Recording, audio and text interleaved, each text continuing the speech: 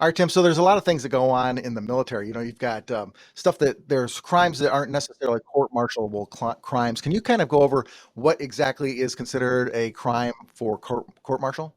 Well, all of that's defined under the UCMJ, right? And so you have all of the articles of the UCMJ, really with 80 attempts, all the way up to 134, which is a catch-all article. So if you think it is probably a crime under the military, it is a crime under the military. And the UCMJ is very broad and sweeping. The next question becomes, what level of potential court-martial can the crime go to? Because there are a lot of different levels. I mean, if you think about the civilian court, everyone knows misdemeanor and felony. Well, the military doesn't have misdemeanor or felony courts. What we have is a court-martial. There are distinct levels, though.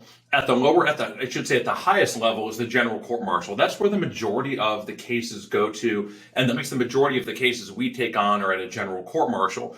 And that's going to be what you would consider a felony level offense. Again, the military does not distinguish felony and misdemeanors, but any state court or federal court looking at a general court martial is going to consider it a felony level offense. And that's going to be your sexual assault, query things like homicide or aggravated assault. But the reality is the command can really send anything they want to a general court martial. I've got a case right now of fraternization with a Marine staff NCO where the command just got pissed off and sent it to a general court martial.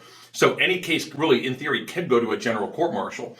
Below that, you have what's called a special court martial. And there's two levels of a special court martial. A special court martial is where the maximum sentence to confinement is 12 months. So it is the military's equivalent to a misdemeanor court.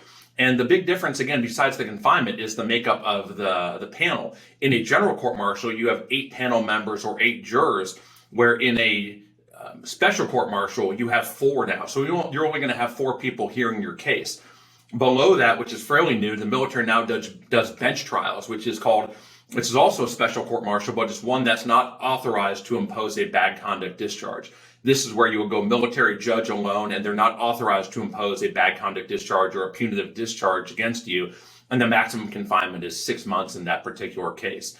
So those are really the 3 levels of court-martial you're going to have, with the vast majority of the cases we look at being a general court-martial. Of course, below that, you have what's called a summary court-martial, which we can probably talk about in another video. It's like a super NJP, so to speak. It's really not judicial. It doesn't go on your record as a criminal conviction. But really, the 3 levels of court-martial you're going to have are a special court-martial, which is not authorized to impose a bad conduct discharge, a special court-martial, which can impose a bad conduct discharge or up to 1 year of confinement, and finally, the general court-martial, which can impose up to a dishonorable discharge and whatever the statutory limit of confinement is.